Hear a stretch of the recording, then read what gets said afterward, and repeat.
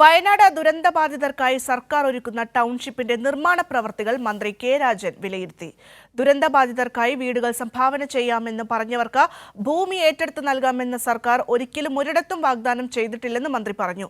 വീട് സംഭാവന ചെയ്യുന്നവരുടെ യോഗത്തിൽ യൂത്ത് കോൺഗ്രസിന്റെ ഭാഗത്ത് നിന്ന് ആരും പങ്കെടുത്തില്ലെന്നും മന്ത്രി വ്യക്തമാക്കി.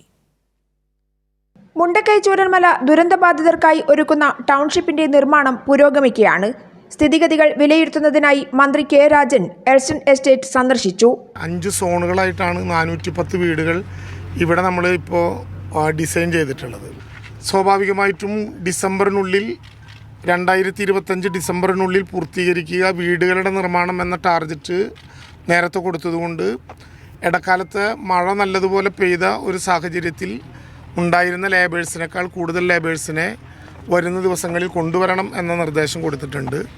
കൃത്യമായ സമയത്ത് തന്നെ ടാർഗറ്റ് പൂർത്തീകരിക്കാൻ കഴിയും എന്നാണിപ്പോൾ ULCCയുടെയും അതുപോലെ തന്നെ കിഫ്കോണിൻ്റെയും ഉത്തരവാദിത്തപ്പെട്ട ആളുകൾ ഞങ്ങളുമായി സംസാരിച്ചുകൊണ്ടിരിക്കുന്ന കാര്യം. ദുരന്തബാധിതർക്കായി വീടുകൾ സംഭാവന ചെയ്യുമെന്ന് പറഞ്ഞ സംഘടനകളുടെ യോഗം 2 തവണ സർക്കാർ വിളിച്ചു ചേർത്തതായും മന്ത്രി പറഞ്ഞു. യൂത്ത് കോൺഗ്രസ് 30 വീട് നൽകാമെന്ന് അറിയിച്ചിരുന്നു.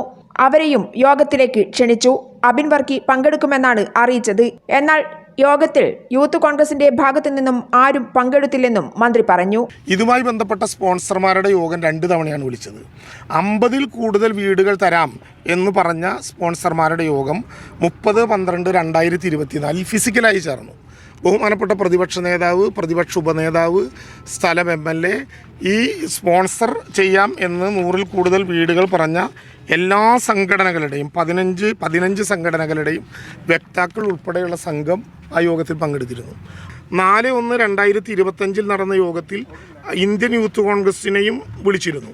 അവരെത്തിച്ചേരാം എന്ന് പറഞ്ഞിരുന്നു. അവരുടെ പ്രതിനിധിയായ അബിൻ വർക്കി പങ്കെടുക്കും എന്നും അറിയിച്ചിരുന്നു. 30 വീടുകളാണ് അവർ വാഗ്ദാനം ചെയ്തിരുന്നത്. എന്നാൽ യോഗത്തിൽ അദ്ദേഹം പങ്കെടുത്തായിട്ട് കാണുന്നില്ല. അതേസമയം വീട് സംഭാവന നൽകുന്നവർക്ക് ഭൂമി ഏറ്റെടുത്ത് നൽകാമെന്ന് സർക്കാർ ഒരിക്കലും ഒരിടത്തും പറഞ്ഞിട്ടില്ലെന്നും മന്ത്രി പറഞ്ഞു. സർക്കാരിന് കിട്ടിയ കണക്കുകളെല്ലാം അതത് സമയത്ത് സർക്കാർ പ്രസിദ്ധീകരിച്ചു കൊണ്ടിരിക്കുന്നുണ്ടല്ലോ. അത് ഒരു സംഘടന പറയുന്നു സർക്കാർ സ്ഥലം കൊടുക്കാത്തതുകൊണ്ടാണ് ഞങ്ങൾക്ക് വീട് പണിത് തരാൻ പറ്റാഞ്ഞത്. സർക്കാർ ആരോടാണ് അങ്ങനെ വീട് കൊടുക്കാമെന്ന് പറഞ്ഞത്?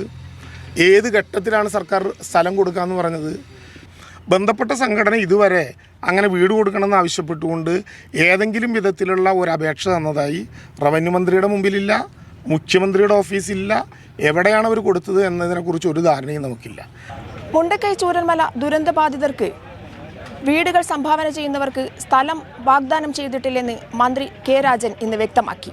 അതേസമയം എൽസ്റ്റൺ എസ്റ്റേറ്റിൽ സർക്കാർ പണിയുന്ന വീടുകളുടെ മാതൃകാ വീടിൻ്റെ പ്രവർത്തനം പൂർത്തിയായി വരികയാണ്. ഡിസംബർ മാസത്തോടുകൂടി എല്ലാ വീടുകളും പണി പൂർത്തീകരിച്ച് ദുരന്തബാധിതർക്ക് കൈമാറുമെന്നും മന്ത്രി കെ രാജൻ ഇന്ന് വ്യക്തമാക്കിയിട്ടുണ്ട്. എൽസ്റ്റൺ എസ്റ്റേറ്റിൽ നിന്നും ക്യാമറമാൻ KP അനീഷിനൊപ്പം PV ജോഷില.